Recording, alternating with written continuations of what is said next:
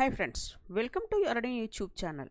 నేను వంట చేయడం మొదలుపెట్టిన తర్వాత మొట్టమొదట నేర్చుకున్నది సేమియా పాయసం చేయడమేనండి. అది కూడా మా అమ్మగారి దగ్గర నేర్చుకున్నాను. మా అమ్మగారు సగ్గుబియ్యం కడిగి నానబెట్టాలి, వెళ్ళి ఈ సగ్గుబియ్యం కడిగి తీసుకురా అని చెప్పారు. ఆ మాటతో శుభ్రంగా కడగాలి అనే ఉద్దేశంతో గట్టిగా రఫ్ చేసి 4-5 సార్లు కడిగాను. అలా కడుగుతూనే ఉన్నాను. తెల్లగా పిండిలా వస్తూనే ఉంది. దాదాపు 7-8 సార్లు కడిగాను, అయినా తెల్లగా పిండిలా వస్తూనే ఉంది. ఈలోపు మా అమ్మగారు వచ్చి చూసి సగ్గుబియ్యం పరిస్థితి చూసి నాకు వీపు మీద ఒక్కటిచ్చి, నీకు చెప్పాను చూడు అని చెప్పేసి అవి తీసుకెళ్ళి పక్కన పెట్టి వేరొక సగ్గుబియ్యం తెచ్చి కడిగి తీసుకెళ్ళి అరగంట సేపు నానబెట్టాలనే ఉద్దేశంతో పక్కన పెట్టారు.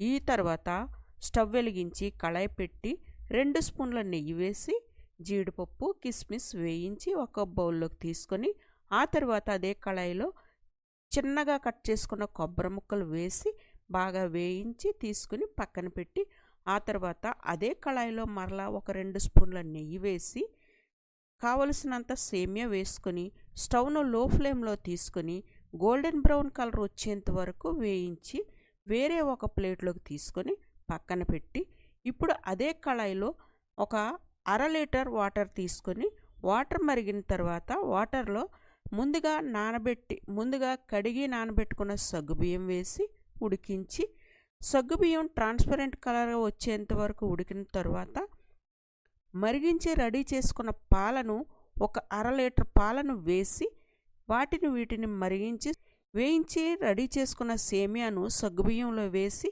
బాగా ఉడికించి కలిపి, ఇప్పుడు సగ్గుబియ్యం మిల్క్ సేమియా కలిపి ఉడికిన తర్వాత తురుముకున్న బెల్లం వేసి బాగా కలపాలి. ఇప్పుడు చిటికెడు సాల్ట్ కూడా వెయ్యాలండి, ఎందుకంటే బెల్లంతో చేసిన వంటకాల్లో చిటికెడు సాల్ట్ వేసినట్లయితే మంచి టేస్ట్ వస్తుంది. ఆ తర్వాత వేయించి రెడీ చేసుకున్న జీడిపప్పు కిస్మిస్ కొబ్బరి వేసి బాగా కలపాలి. ఈ సేమియాను ఎక్కువసార్లు కలుపుతూనే ఉండాలి. ఒక 5 యాలకులు తీసుకొని పొడి చేసి యాలకుల పొడిని కూడా పాయసంలో వేసి బాగా కలపాలి.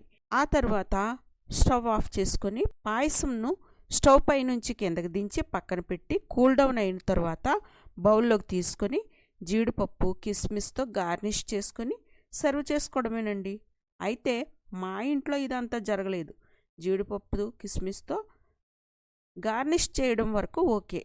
మా అమ్మగారు ఇదంతా చేసిన తర్వాత ఒక్కొక్క బౌల్లోకి సేమియా పాయసం వేసి, ఇది పెద్ద తాతయ్య గారికి, ఇది పక్కింటి పిన్ని గారికి, ఇది ఎదురింటి నానమ్మ గారికి, ఇది వెనకింటి చింతాతయ్య గారికి, ఇది బయటికి వెళ్ళిన అమ్మమ్మ తాతయ్యలకు, ఇదిగో ఈ బౌల్లోది మనకు అన్నారు.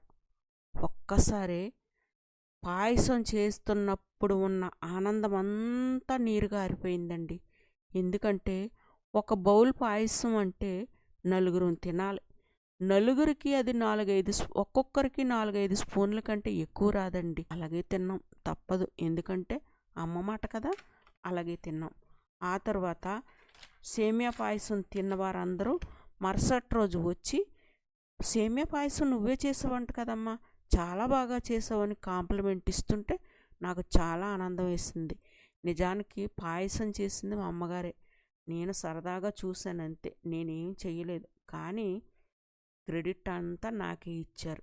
ఇక తప్పనిసరి పరిస్థితుల్లో ఆ తర్వాత సేమియా పాయసం చేయడం మా అమ్మగారి దగ్గర నేర్చుకున్నానండి.